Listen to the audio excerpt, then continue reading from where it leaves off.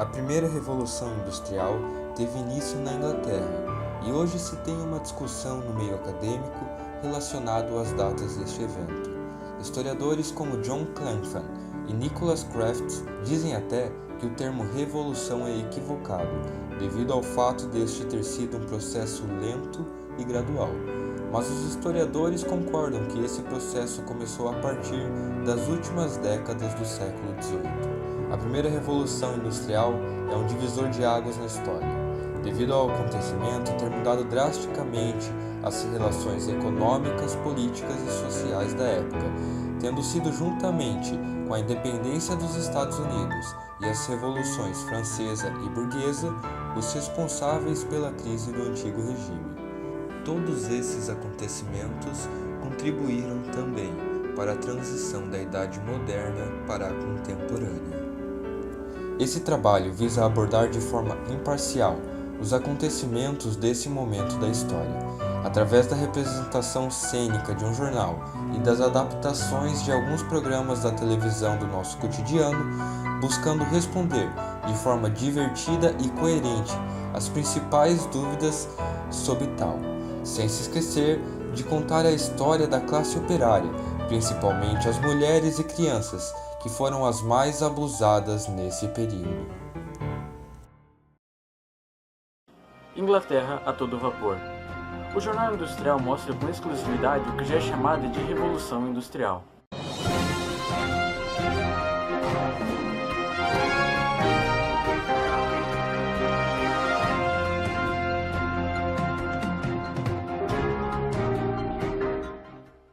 Boa noite.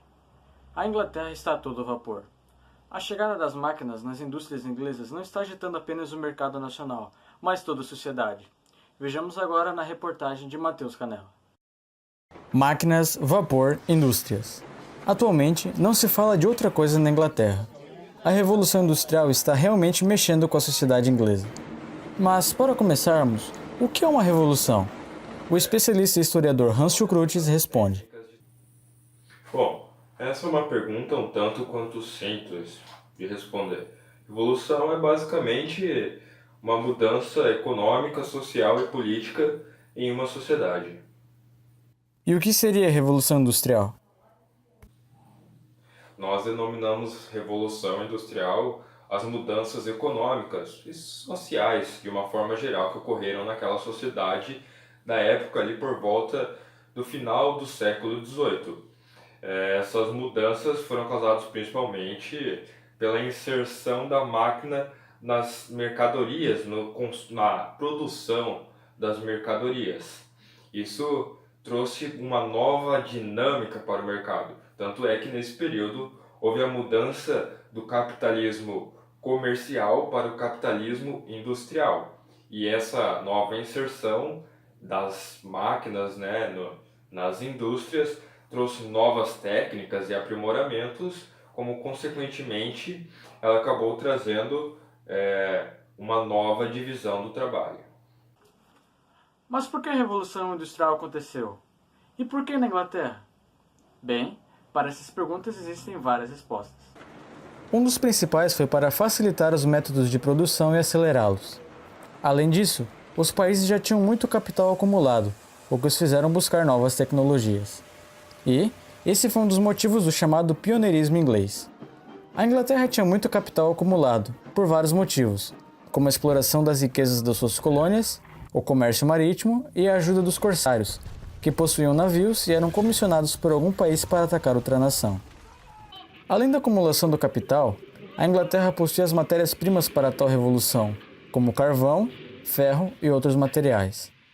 Também, a Inglaterra tinha uma mão de obra barata, principalmente devido aos cercamentos, que eram a expulsão dos camponeses de suas terras, forçando-os a irem para as cidades, trabalhar nas indústrias, enquanto suas terras eram cercadas e nelas acontecia uma criação de animais, que produziam matérias-primas para as indústrias.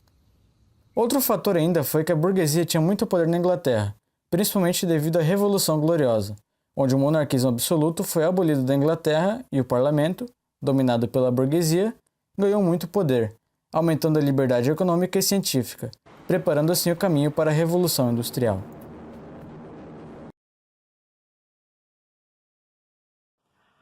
A Revolução Industrial é um tema muito importante para ser estudado na história. Afinal, foi a partir dela de que muitas das tecnologias existentes atualmente foram criadas ou aprimoradas.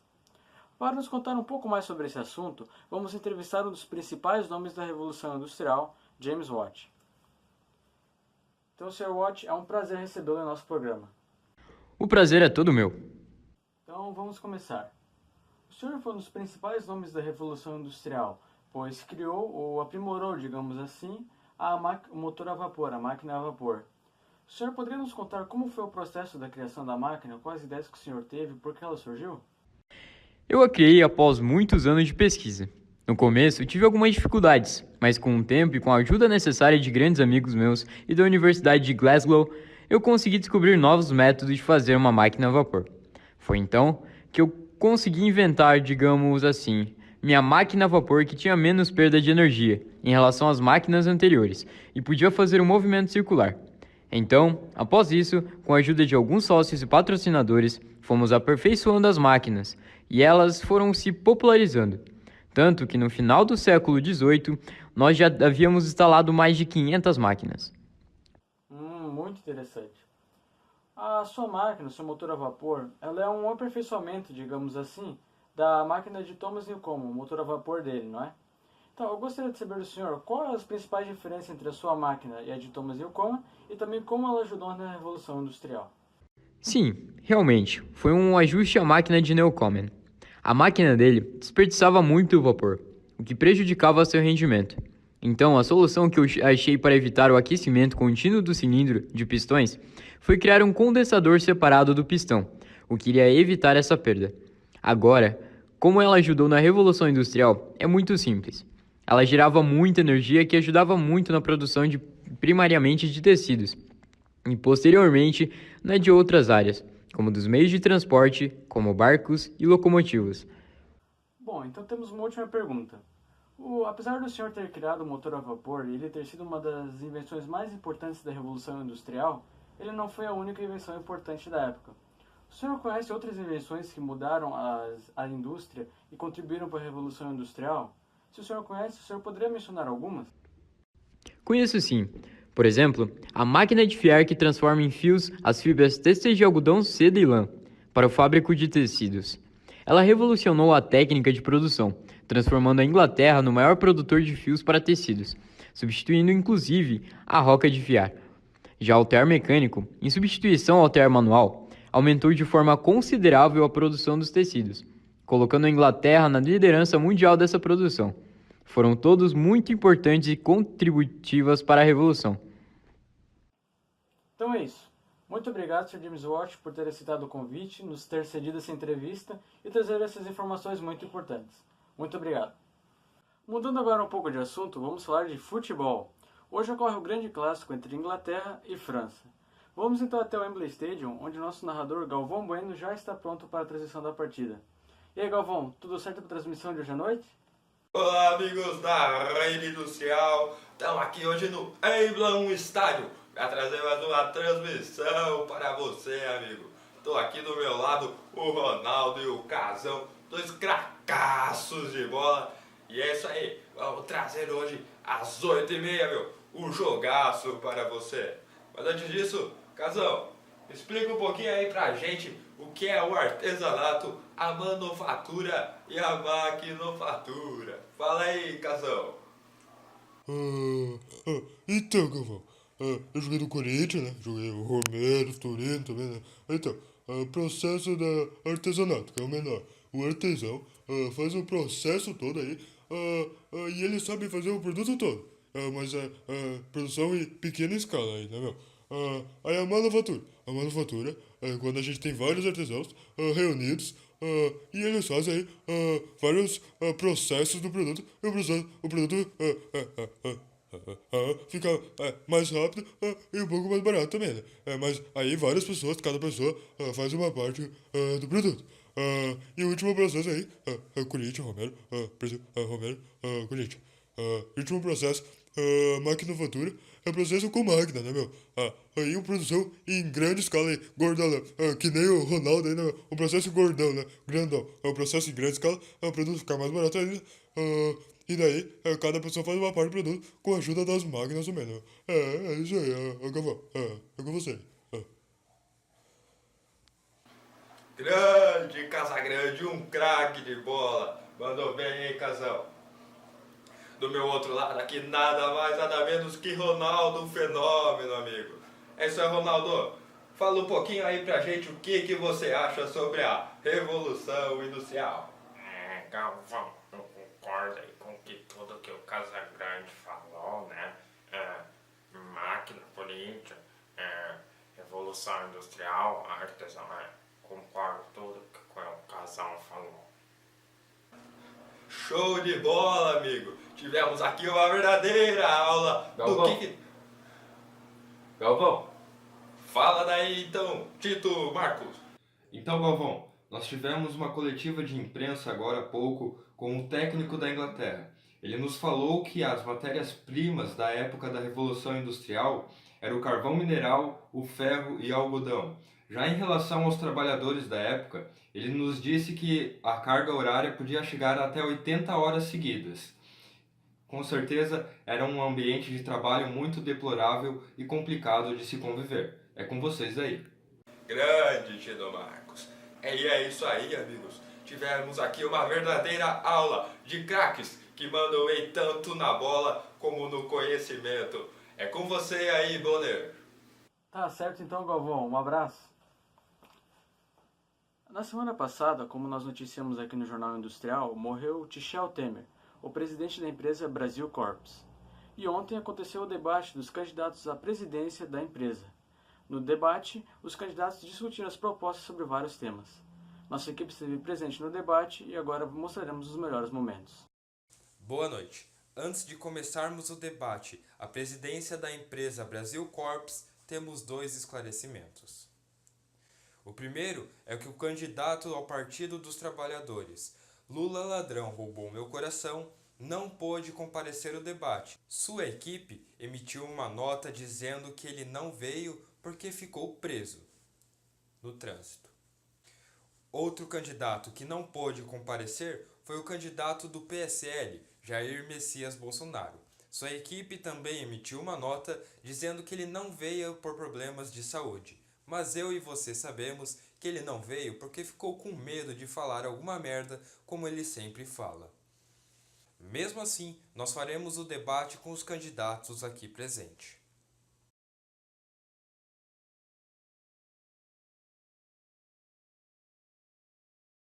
O primeiro tema é leis trabalhistas, que será discutido aqui pelo Meirelles e pelo candidato Guilherme Boulos.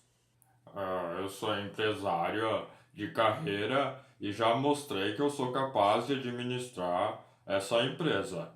Aliás, foi através da Revolução Industrial que muitas pessoas conseguiram os direitos. Tanto é que depois dela 10 vezes mais a população aumentou. Tanto é que hoje nós vivemos muito melhores que os reis da época. Então, você já sabe a frase, chama o Meirelles. Meu nome é Guilherme Boulos. E o que esse senhor acabou de falar é uma afronta a todos nós ludistas. Porque fomos nós, os ludistas, que conseguimos os direitos dos cidadãos, o direito dos operários. Tudo começou lá atrás, quando Nick Lud quebrou o tear do seu patrão para conseguir os seus direitos. Nosso trabalho não se trata de quebrar, se trata de lutar. Lutar para o direito e dignidade daqueles que não têm a sua voz ouvida. O direito deles terem uma voz. Porque eles não vão jogar limpo com a gente. Então nós também não vamos jogar limpo com eles.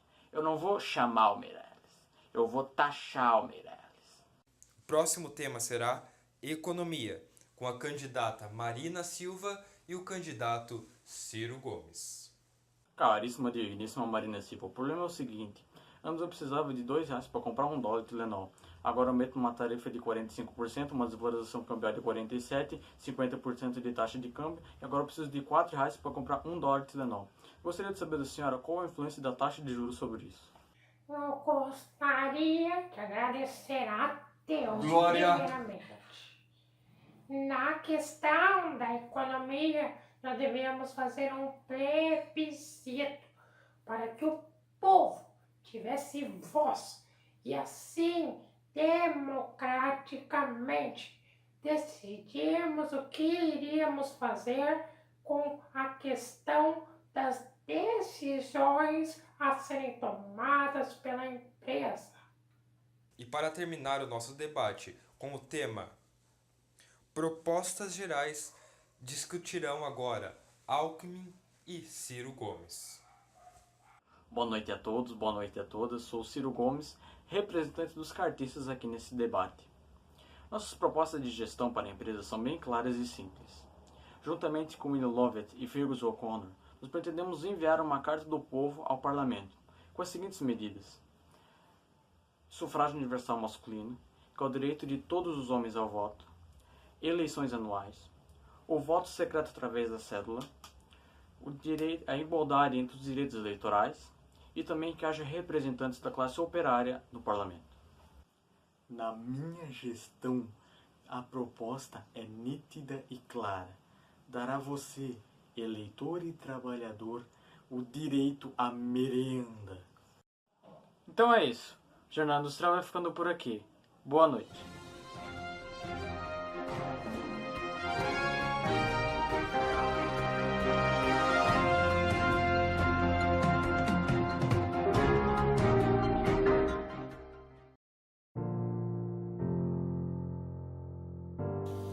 Como consequência da Revolução Industrial, podemos observar o aumento da população, a concentração das indústrias em locais próprios, a modificação das paisagens e a intensa exploração do meio ambiente.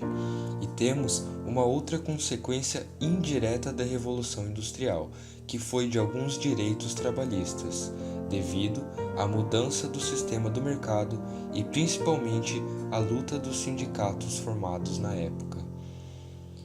O cidadão era atacado dos dois lados, tanto do Estado, que fazia os cercamentos, obrigando a população a ir para a cidade, como da empresa, que uma vez o cidadão sem escolha de trabalho se obrigava a entrar no mercado industrial, que era desumano e explorador.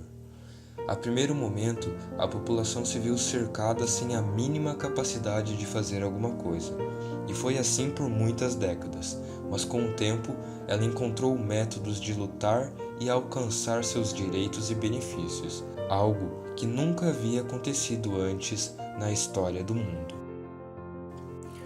Para entendermos melhor, irei ler 3 escritos sobre o período pré, durante e pós-revolução industrial. A maior parte delas vivia apática e miseravelmente das migalhas que caíam das mesas das castas privilegiadas. Milhares dos mais vigorosos jovens desse extrato social alistavam-se no exército ou na marinha de Sua Majestade. Muitos deles morriam ou voltavam mutilados dos combates. Muitos mais morriam sem glória, em virtude da dureza de uma bárbara disciplina, de doenças tropicais e de sífilis.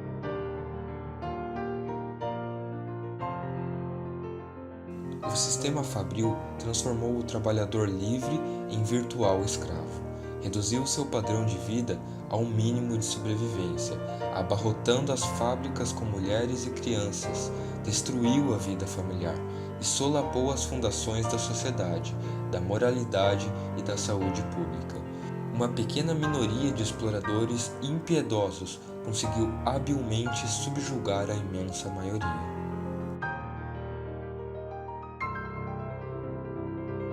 Pela primeira vez na história, o padrão de vida das pessoas comuns começaram a se submeter a um crescimento sustentado. Nada remotamente parecido com este comportamento econômico é mencionado por economistas clássicos, até mesmo como uma possibilidade teórica.